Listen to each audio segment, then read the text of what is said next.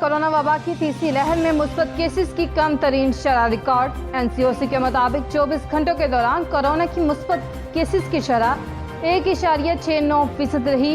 गुज़िश्ता रोज 39,017 test किए गए। Corona से 663 नए मरीज सामने आए और कोरोना से 27 मरीज इंतकाल कर गए।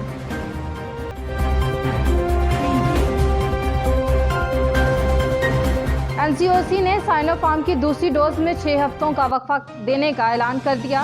वैक्सीन के मुतालिक हुकूमत पाकिस्तान ने नए रहनुमा असूल जारी कर दिए, जिसके मुताबिक वैक्सीन की पहली डोज के बाद दूसरी डोज 6 हफ्ते के बाद वक्फे से लगाई जानी चाहिए।